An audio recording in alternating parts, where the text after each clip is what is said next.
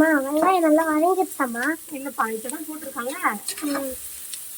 Golden கலரில் மாற வரைக்கும் வதங்க விடணும். வெங்காயம் வதங்க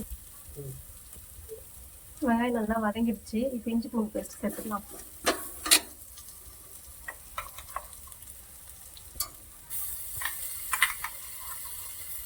ரெண்டு ஸ்பூன் இஞ்சி பூண்டு பேஸ்ட்.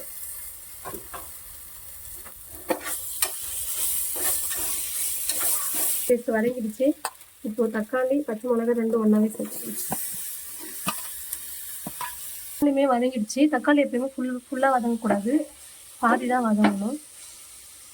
இப்போ வந்துட்டு மசாலா சேர்த்துக்கலாம். மஞ்சள் பொடி, biryani masala, garam masala, red chilli powder, mutton masala, கொஞ்சமாக ஃபுட் கலர் ஆட் பண்ணியிருக்கேன். நடுவில் இருக்கிறது நானும் வீட்டில் அரைச்ச ஒரு மசாலா. எல்லாம் சேர்த்து வதக்கி வச்சுக்கலாம். இதுக்கு கர்ட் ஆட் பண்ணிக்கிறேன்.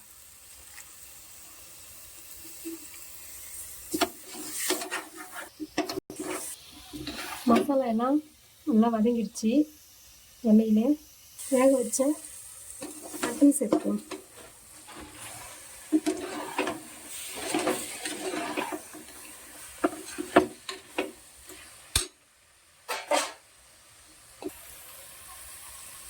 புதினா கொத்தமல்லி கொஞ்சம் ஆட் பண்ணிக்கலாம்.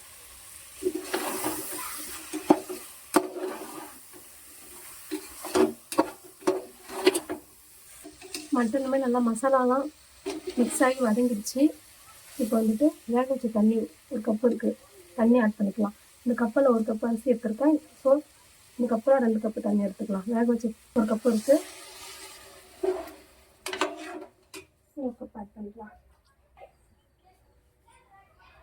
இன்னொரு கப்பு ஆட் பண்ணிக்கலாம். 2 கப்பு தண்ணி ஊற்றியாச்சு. உப்பு காரம் எல்லாமே கரெக்டாக இருக்குது. உப்பு காரம்லாம் கரெக்டாக வச்சு இப்போ அரிசி சேர்த்துக்கலாம். 1/2 hour ஊற வச்சு அலசி எடுத்துருக்கேன்.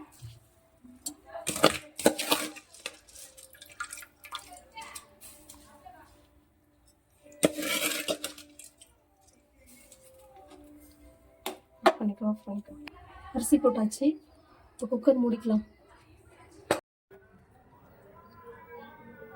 அர்ஷத் எப்படி இருக்கு சாப்பாடு? சூப்பரா இருக்கு. எறத்துக்கு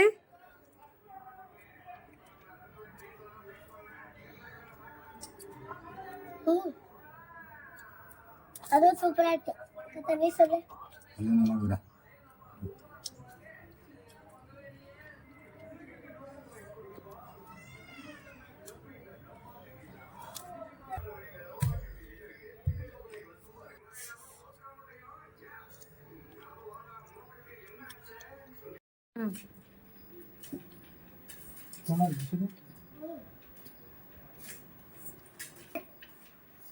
உங்களுக்கு பாருங்க.